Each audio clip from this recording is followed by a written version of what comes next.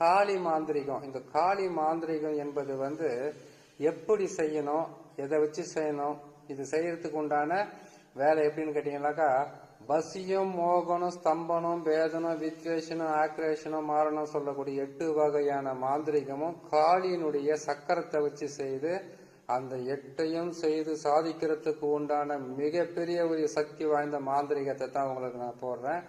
இதை நீங்க கேட்டு இதை நீங்க பார்த்து செய்யுங்க. செய்ய வேண்டிய நாள், செய்ய வேண்டிய நேரம், இது எல்லாமே கூட உங்களுக்கு தெளிவா நான் சொல்றேன். ஏன் இதை நான் உங்களுக்கு சொல்றேன்னு கேட்டீங்கன்னாக்கா, ஒரு மாந்திரிக கலையை வந்து நீங்க கத்துக்கிறதுக்கு போறீங்க, கத்துக்கிறீங்க. ஏற்கனவே நான் எஸ்ஜே மாந்திரிகத்தில் வந்து 230 பதிவு போட்டிருக்கேன். அந்த பதிவை எல்லாம் பார்க்கும்போது நீங்க பாதி மாந்திரிகர் ஆயிடலாம்.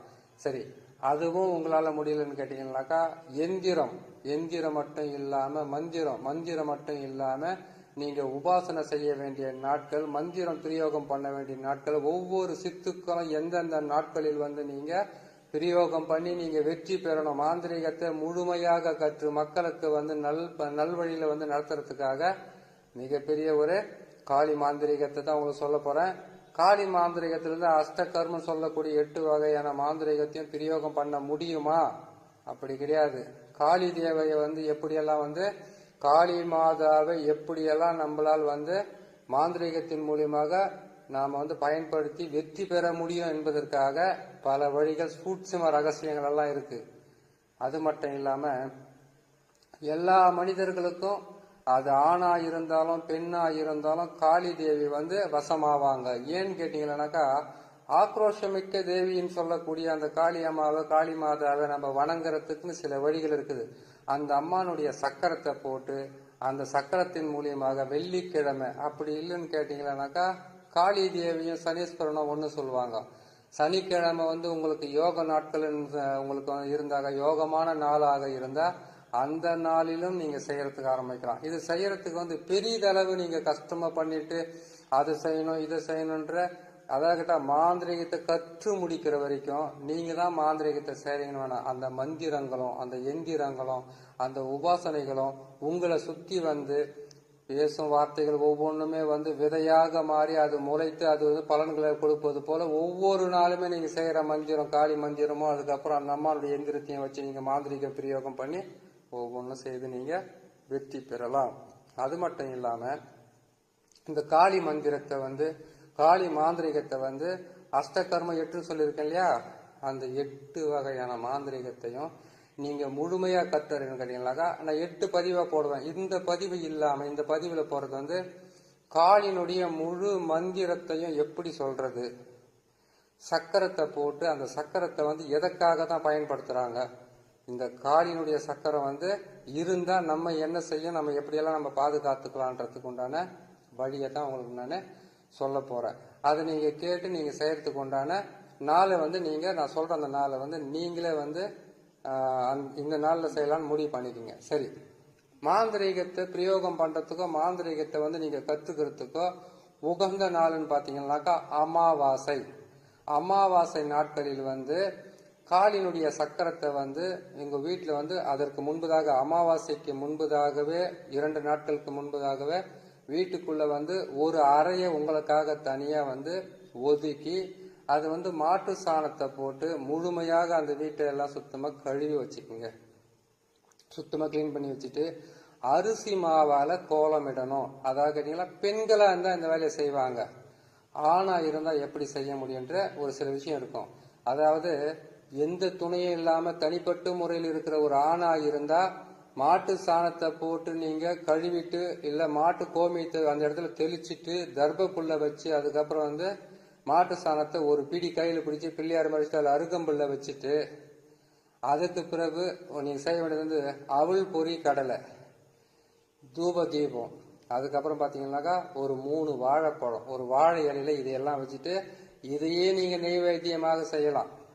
அதாவது எந்த துணையும் இல்லாமல் தனி ஒரு மனிதனாக இருக்கக்கூடிய, எந்த சப்போர்ட்டும் இல்லாத ஒரு மனிதன் வந்து இதை செய்யணும் நீங்க முடிவு பண்ணீங்கன்னாக்கா, தனி அறையாக இருந்தால் போதும், சீக்கிரமா சித்தியாகும். அதாவது உறவுகளால் கைவிடப்பட்டு எந்த விதமான உபாசனமும் இல்லாம, யாரும் கற்றுக் கொடுக்கவும் ஆள் இல்லாம உங்களை கைப்பிடித்து கரை சேர்க்கவும் ஆள் இல்லாம இருக்கக்கூடிய ஒரு மனிதனுக்கு இந்த பூஜை மட்டும் செய்தாவே போதும். காளி தேவி வந்து உங்களுக்கு அனைத்து வகையான மாந்திரிக சித்துக்களும் விளையாடுவதற்குண்டான வழியை செய்வார். ஆனா எல்லாருக்குமே வந்து ஒரு ஆசை இருக்கும், நம்ம வந்து நல்ல மந்திரவாதி ஆகலாம், நம்ம நல்ல தாந்திரிகவாதி ஆகலான்னு.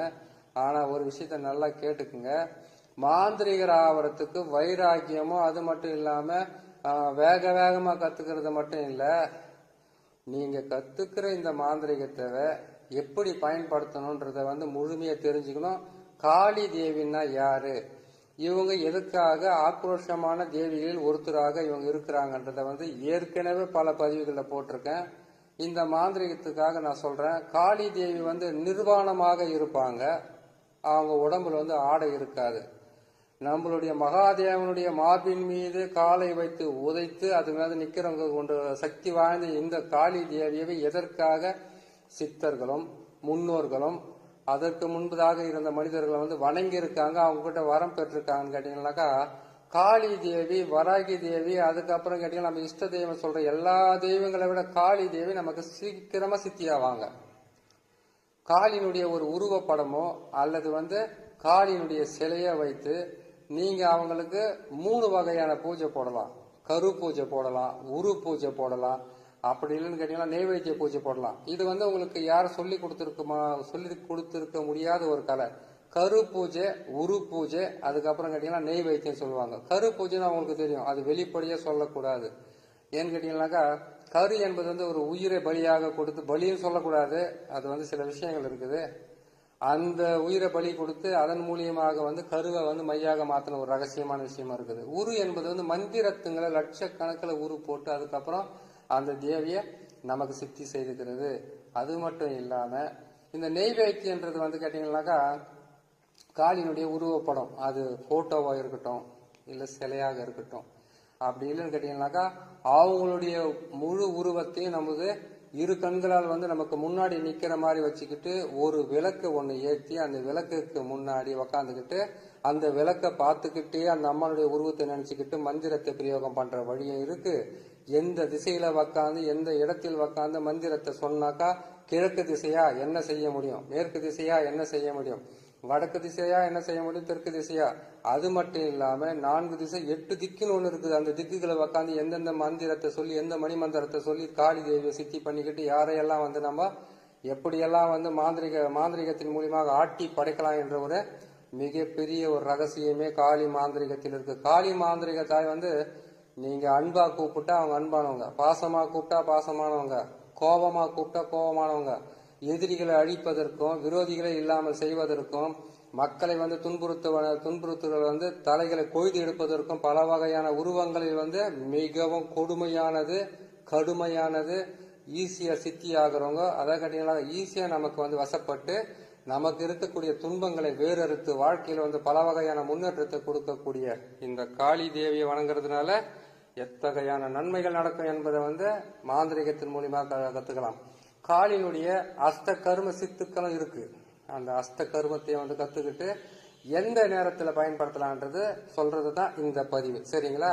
சரி, இந்த விளக்கம் போதும். இதுக்கப்புறம் உங்களுக்கு சொல்ல வேண்டியது என்ன விஷயம் கேட்டீங்கன்னாக்கா, காளி தேவியை நீங்க மாந்திரிகத்தின் மூலியமாக பயன்படுத்தி அவங்களை சித்தி பண்ணி அதுக்கப்புறம் வந்து மற்றவங்களுக்கு நல்லது செய்யுங்களா, உங்களுக்கு நல்லது செய்யுதுன்னு கேட்டீங்கன்னாக்கா, நிறைஞ்ச அமாவாசை.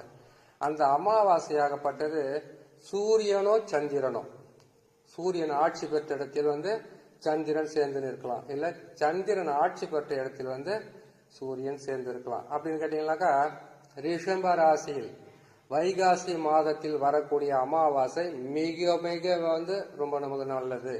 அந்த நாள்ல வந்து வரக்கூடிய அமாவாசையில் வந்து காளி தேவியின் இல்லை எந்த மாந்திரிகத்தையும் பயன்படுத்தலாம். ஆனா காளிக்காக போறது மிகவும் நல்லது. ஏன்னு கேட்டீங்கன்னாக்கா, அதுக்கு ஒரு அர்த்தம் இருக்குது. ரொம்ப நேரமாகவும் அதை நான் பொறுமையா சொல்லிக்கிட்டு வரேன். அடுத்தது வந்து கேட்டீங்கன்னாக்கா, ஆவணி மாதத்தில் இப்ப வரக்கூடிய ஆடி முடிஞ்சு ஆவணி மாசம் வருது இல்லையா, ஆவணி மாதத்தில் சூரிய பகவான் ஆட்சி பெறும்போது சந்திரன் அவரோடு சேர்ந்து இருக்கும்போது ஆவணி அமாவாசையில் வந்து மிகவும் வலிமையான மாந்திரிகத்துக்கு உண்டான சக்தியான நாளாகவே அது இருக்கும். சரி, இது 2 நாள் தானா, வேற நாளே இல்லையான்னு கேட்டீங்கன்னாக்கா, மேசராசியில் சூரிய பகவான் உச்சம் பெறும்போது சந்திர பகவான் கூட சேரும் போது நீங்க செய்தீங்கன்னா, மேசம் என்பது சித்திர மாதத்தில் வந்து நீங்க செய்தீங்கன்னாக்கா உங்களுக்கு மிகவும் வலிமை பெற்ற ஒரு மாந்திரிகராக நீங்க மாறலாம். சரி, அடுத்ததாக கடகராசி ஆடி மாதத்தில், இது இந்த மாசம் வருது இல்லையா, இந்த ஆடி மாசம் வரப்போது, இந்த ஆடி மாசத்தில் அமாவாசை, ஆடி அமாவாசை அன்று நீங்க மாந்திரிகர் ஆகணும்ன்ற ஒரு வெறித்தனமோ இல்ல மக்களுக்கு நல்லது செய்யணும், மாந்திரிகத்தை கற்று தீர வேண்டும் என்ற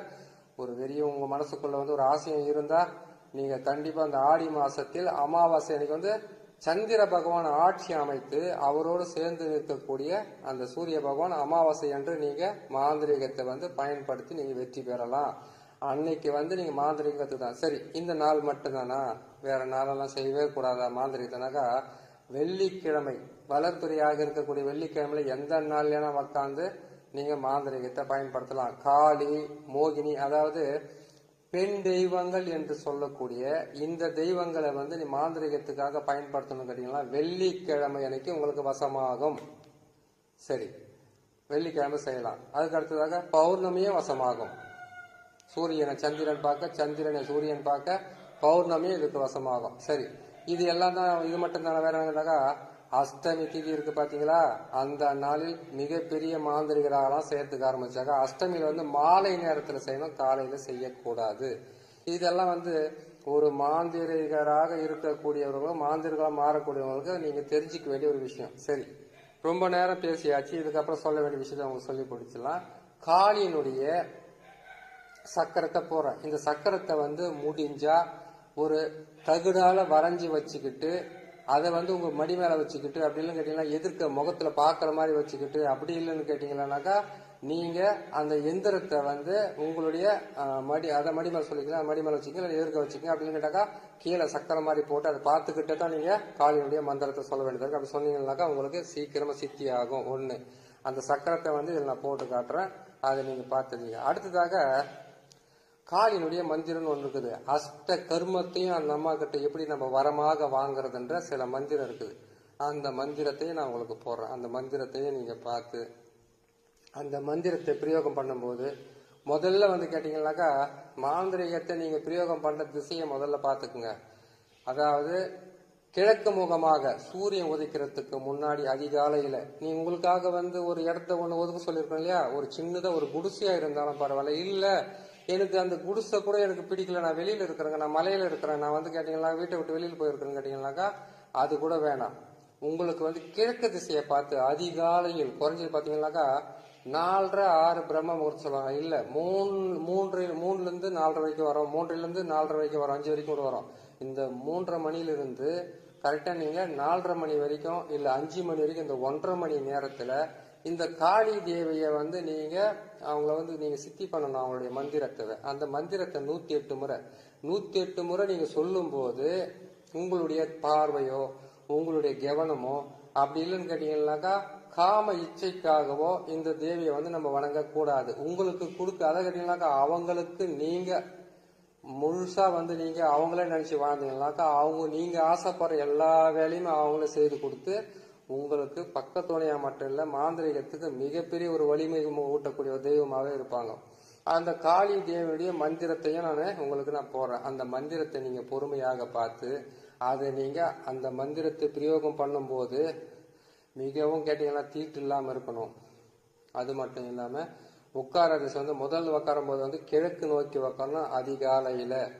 அது மட்டும் இல்லாம நீங்க உட்கார்றது ஆத்து மணலா இருந்தா இன்னும் நல்லா இருக்கும். ஆத்துல போய் செய்யணும்ன்றீங்களா அப்படின்னு கேட்டாக்கா ஆத்து மணலை நீங்க உட்காரத்துல பரப்பி செய்யலாம். இல்லையா வெறும் தரையில உட்காராம அதுக்கு தர்ப புல் போட்டு உக்காரலாம். அந்த மந்திரத்துங்களை எதுக்காக சொல்றாங்க, எதற்காக தான் அந்த தர்ப புல் போட்டுன்னு உக்காருன்றாங்க, புலித்தோலை போட்டுன்னு உக்கார. இந்த காலத்துல புலித்தோலை எல்லாம் போட்டுன்னு உக்காந்தோம்னாக்கா அரசு அதிகாரிகள் சும்மா இருக்க மாட்டாங்க. அதனால தர்ப புல்லு போட்டுங்க. தர்ப புல்ல போட்டுக்கிட்டு கீழே உக்காந்து நான் போடுற இந்த மந்திரத்தை பொறுமையா உக்காந்து நீங்க சொல்லுங்க. மாந்திரீகம் கத்துக்கிற வரைக்கும் பொறுமை வேணும். மாந்திரீகத்தை கற்று முடித்ததுக்கு அப்புறம் பிரயோகம் பண்ணும் போது முதலில் தெய்வ நம்பிக்கையும் அது மட்டும் இல்லாம அஷ்ட கர்மத்தையும் நமக்கு முன்னாடியே கற்றறிந்து மக்களுக்கு நன்மையை செய்த சித்தர்களுடைய வழிபாடுன்றது கண்டிப்பா வேணும். ஏன்னு கேட்டீங்கன்னாக்கா நான் உங்களுக்கு ஆரம்பத்திலே சொன்ன மாதிரி ஒரு சாணத்தை எடுத்து பிள்ளையாராக பிடிச்சு வச்சு நீங்க அதுக்கு அருகம்புல் வச்சு நான் சொன்ன மாதிரி இந்த அவள் பொறி கடலை ஊத பத்தி சூடம் அதுக்கப்புறம் கேட்டீங்களானாக்கா அந்த பொரிக்கடலாம் சொல்லி அது வாழைப்பழம் சில முக்கணிகளை வாங்கிட்டு வந்து அந்த வாழை இலையில வச்சுட்டு இதுவே உங்களால் முடியாதவங்க அதை செய்யுங்க. முடிகிறவங்க நல்லா என்ன பண்ணுங்க, காளி தேவிக்கு உண்டான உணவு அவங்களுக்கு மது மாமிசம் சுருட்டு இது எல்லாமே அவங்களுக்கு பிடிக்கும். அது எல்லாம் வச்சுட்டு நீங்க ஒரு விளக்க ஒன்று ஏற்றி அந்த விளக்குல வந்து அந்த விளக்கினுடைய ஒளியை பார்த்துக்கிட்டு அந்த விளக்கினுடைய ஒளியிலே வந்து நான் போடுற இந்த சக்கரத்தை நான் போடக்கூடிய சக்கரத்தை வந்து ஒரு வரைஞ்சி அதை நீங்க வந்து ஒரு தகுடாலும் வரையலாம், இல்லைன்னு கேட்டீங்கன்னா ஒரு பேப்பர் எடுத்து வரையலாம். இல்லை இந்த சக்கரத்தை வந்து நீங்க உங்களுக்கு படமாக கிடைச்சோட அதை வாங்கிட்டு கொண்டு போய் வச்சுட்டு அதை பார்த்துக்கிட்டு மந்திரத்தை சொல்லி நீங்க கத்துக்கிட்டு வாங்க. இது வந்து அடிப்படை என்பதனால் இதை மட்டும் நீங்க செய்துக்கிட்டு வந்தீங்கன்னா போதும். அதற்கு பிறகு நீங்க எப்படி உக்காரணும், எதை செய்யணும், எந்தெந்த மந்திரத்தை வந்து அஷ்டகர்மத்தில் 8 இருக்கிறத வந்து 8 பதிவா போறாங்க. 8 பதிவை நீங்க கத்துக்கிட்டாவே போதுமானது. உங்களுக்கு அவசரம். சரி, பெண்ணாக இருந்தீங்கன்னாக்கா காளியை வந்து வசமாவாங்களா? காளி தேவியை வந்து எப்படி நான் வழிபடுறது அப்படின்னு கேட்டீங்கன்னாக்கா, பெண்ணாக இருந்தால் மாதவிடை ஆகி 7 நாளைக்கு அப்புறம் தான் வந்து நீங்க இந்த காளி தேவியை வணங்கணும். ஏன்னு கேட்டீங்கன்னாக்கா, உதிரத்தை உண்ணுபவளாவ தான். அந்த உதிரத்தை வந்து இந்த பூமியில் உள்ள மக்களுக்கு தன்னுடைய உதிரத்தையும் கொடுத்து காப்பாற்றுற தேவியும் அவங்க தான். ஏன்னு கேட்டீங்கன்னாக்கா, காளி தேவியை நீங்க வணங்கும் போது மாதவிடை ஆனதுக்கு அப்புறம் 7 நாளுக்கு அப்புறம் தான் தாயை வந்து நீங்க வணங்கி அதுக்கப்புறம் அவங்க கிட்ட வரம் பெறணும். நீங்க செய்யற எல்லாமே பலிதமாகும். மாதவிடை நேரத்துல வந்து வணங்காதீங்க. அப்படி வணங்கினீங்கன்னாக்கா பல வகையில பிரச்சனைகளும் குடும்பத்துல வந்து பல வகையான தொல்லையும் கொடுக்கறதுக்கு ஆரம்பிச்சிடும். சரி, மாதவிடையே ஆகாத சில பெண்கள் இருப்பாங்க இல்லையா, அந்த பெண்களாக இருந்தா இந்த காளி தேவி மட்டும் இல்ல, பல வகையான இஷ்ட தெய்வங்களோ மாந்திரிகத்துக்கு உண்டான காளி, வராகி, பல அம்மன்கள் இருக்கிறாங்க, பல தேவதைகள் இருக்கிறாங்க, பல தேவதைகள் எல்லா தேவியும் சித்தாவாங்க. அவங்களுக்கு அந்த மாதவிடை ஆகாத பெண்களுக்கு மாதவிடை அவர்களுக்காண்டி இருந்தாங்கன்னாக்கா ஆகிற நாள் ஞாபகத்தில் வச்சுக்கோங்க. அதிலிருந்து 7 நாள் தவிர்த்து அதற்கு பிறகு நீங்க மாந்திரிக மந்திரங்களை வந்து பிரயோகம் பண்ணுங்க. உங்களுக்கு ரொம்ப நல்லதே நடக்கும். பெண்களாக இருந்தாலும் ஆண்களாக இருந்தாலும் மாந்திரிகத்தை பிரயோகம் பண்ணணும் நீங்க முடிவு பண்ணிட்டீங்கன்னா, மாந்திரிகத்தை கத்துக்கணும் நீங்க முடிவு பண்ணிட்டீங்கன்னாக்கா, நீங்க செய்ய வேண்டியது முக்கியமான விஷயம் என்னன்னு கேட்டீங்கன்னாக்கா, அதிகாலை, வெள்ளிக்கிழமை, பௌர்ணமி, நான் சொன்ன நாட்கள் இது எல்லாமே பயன்படுத்துங்க. முதல்ல இதுக்கெல்லாம் தயாராயிடுங்க. ஒரு இடத்த ஒண்ணு நீங்க ஒரு முடிவு பண்ணி இந்த இடத்துல தான் மாந்திரிகத்தை செய்வோம்னு சொல்லிட்டு அந்த இடத்துல தர்பப்புல் வாங்கிட்டு வந்து வச்சுக்கோங்க. அதுக்கப்புறம் வசதி உள்ளவங்களாக்காண்டி இருந்தாக்கா நெய்வேத்தியன்றது நீங்க வந்து அதாவது கேட்டீங்கன்னா சைவத்திலையும் போடலாம், அசைவத்திலையும் போடலாம். அது உங்க விருப்பத்தை பொறுத்தது. ஏன்னு கேட்டீங்கன்னா, காளி தேவிக்கு வந்து இந்த உணவு தான் போடணும்னு கிடையாது. அவங்க உடம்பு மேல இருக்கக்கூடிய மண்டை ஓடுகளும் அது மட்டும் இல்லாம நம்மளுடைய ஆதிசிவனுடைய மார்பு மேலேயே வந்து தன்னுடைய பாதங்களால் மிதித்து கொண்டு இருக்கக்கூடிய அந்த ஆக்ரோஷ தேவியை வந்து நீங்க வணங்கி நீங்க அவங்க கிட்ட இருந்து எல்லாமே கத்துக்கணும்னு ஆசைப்பட்டீங்கன்னாக்கா அவங்களுக்கு நீங்க முதல்ல அடிமையாவுங்க. அவங்க உங்களுக்கு அடிமையாய் நீங்க ஆசைப்பட்ட எல்லா வகையான அஷ்ட கர்ம சித்துக்களையும் விளையாடுவதற்கு உண்டான வழியை உங்களுக்கு காட்டுறதுக்கு ஆரம்பிப்பாங்க. இதுதான் பதிவில் இருக்கக்கூடிய முக்கியமான விஷயமே. சரி, அந்த சக்கரத்தையும் போடுறேன். அதற்கு பிறகு வந்து அந்த தேவியினுடைய மந்திரத்தை சொல்றேன். இந்த மந்திரத்தை வந்து 108 என்பது ஒரு நாள். இதை வந்து கேட்டீங்கன்னாக்கா 27 நாள் நீங்க மனப்பாடம் பண்ணாவே போதுமானது, சித்தியாக இந்த மந்திரம். இந்த மந்திரத்தை சொல்வதற்கு வந்து ஒரு நாளைக்கு வந்து 108 முறைன்றது கிழக்கு 108னா மேற்கு 108, வடக்கு 108, தெற்கு 108 சொல்லிட்டு அதுக்கப்புறம் 4 திசைக்கு அப்புறம் வந்து 8 திக்குன்னு ஒன்று இருக்கு இல்லையா, அந்த மற்ற இருக்கிற 4 திக்கை பத்தியும் அதை கிழக்கு மேற்குனாக்கா வடகிழக்கு, வடமேற்கு, தென்மேற்கு, தென்கிழக்குன்னு வருது இல்லையா, அந்த திசைகள்ல உக்காந்து மந்திரத்துங்களை சொல்லணும். தரையில உக்காந்து சொல்லக்கூடாது. எதிர்க்க வந்து விளக்கை ஏற்றணும். நல்லெண்ணெய் போட்டு விளக்கை ஏற்றிட்டு அந்த விளக்கை பார்த்துக்கிட்டே சொல்லணும். இல்லைன்னாக்கா அந்த விளக்கின் வெளிச்சத்தில் வந்து அந்த அம்மானுடைய சக்கரமோ அந்த அம்மானுடைய சக்கரத்தை கூட உங்களுக்கு வாங்க முடியலங்க, ரொம்ப கஷ்டமா இருக்குனாக்கா நீங்க என்ன பண்ணீங்கன்னா அந்த அம்மானுடைய உருவ படத்தை வச்சு அதுக்கு கீழே வந்து கேட்டீங்கன்னாக்கா மல்லிகைப்பூ வைங்க. அதுக்கப்புறம் கேட்டீங்கன்னாக்கா நம்மளுடைய மஞ்சள், குங்குமம், அதுக்கப்புறம் பல வகையான வாசன திரவியங்களை வச்சு கூட நீங்க வணங்கி அதுக்கப்புறம் நீங்க தாராளமா இந்த மந்திரத்தை சொல்லி நீங்க பயன்பெறலாம். இதை பயன்பெறுவதற்கு முன்பதாக நீங்க செய்ய வேண்டியது ஒரு விஷயம்னாக்கா சுத்தம் தேவை. பெண்களாக இருந்தால் மாதவிடை நாட்களை கழித்து 7 நாட்களுக்கு பிறகு நீங்க ஆரம்பிக்கலாம். அது இது ஸ்டார்ட் பண்ணிட்டோம்னாக்கா அப்புறம் எப்பதான் சாமி நான் இதை முடிக்கிறதுன்னு கேட்டீங்களானாக்கா கண்டிப்பா அந்த 7 நாளுக்கு அப்புறம் நீங்க வந்து ஆரம்பிச்சுக்குங்க. அந்த மாதவிடை இடத்துக்கு 2 நாளைக்கு முன்னாடி ஒதுக்கி வச்சுட்டு அதுக்கப்புறம் முடிஞ்சதுக்கு அப்புறம் நீங்க அதையவே செய்துக்கிட்டே வாங்க. மாதவிடை ஆகாதவங்களோ அது நின்று போனவங்களா இருந்தா கவலை இல்லை. அதே மாதிரி கேட்டீங்கன்னாக்கா தீட்டு என்பது சுத்தமாவே ஆகாது. அதாவது என்ன தீட்டுனாக்கா ஆண் பெண் சேர்க்கை தீட்டு, ஒரு மரண தீட்டு, அதுக்கப்புறம் ஒரு பெண்ணு பெரிய மனுஷான தீட்டு, அதுக்கப்புறம் கேட்டீங்கன்னாக்கா ஒரு பெண்ணு குழந்தைய பெற்ற தீட்டு, சாவு தீட்டு. இந்த தீட்டெல்லாம் கொஞ்சம் ஒதுக்கி வச்சுட்டு இது கத்துக்கிற வரைக்கும் ஒரு பொறுமையா இருங்க. எல்லாமே எதையாச்சும் ஒன்று செய்துட்டு அதுக்கப்புறம் எனக்கு தேவி சித்தி ஆகல, மாந்திரிக பலிது ஆகலன்னு சொல்லாதீங்க. நீண்ட நாட்களுக்கு அப்புறம் உங்களுக்கு இந்த பதிவை நான் போட்டிருக்கேன், கேளுங்க, பாருங்க, பயன்பெறுங்க, செய்து முடிங்க. எல்லாருக்குமே நல்லபடியா நடக்கட்டும் என்று சொல்லி இன்னும் ஒரு நல்ல பதிவில் உங்களை நான் சந்திக்கிறேன். இதில் போடக்கூடிய ஒவ்வொரு மந்திரங்களும் மிகவும் உயர்ந்த மந்திரங்கள். இந்த மந்திரத்தை கரெக்டா சொல்லுங்க. இந்த தேவி நான் சொன்ன மாதிரி சக்கரத்தை வச்சு நீங்க பயன்படுத்தி நீங்க எல்லாம் ஒரு நல்ல மந்திரவாதிகளாகுங்க. பல இடத்துல தேடி அலைஞ்சாலும் கிடைக்காத ஒரு நல்ல மந்திரத்தை சொல்றேன், நீங்க கேட்டு பயன்பெறுங்க. நன்றி, வணக்கம். இந்த ஒரு நல்ல பதிவில் உங்களை சந்திக்கிறேன்.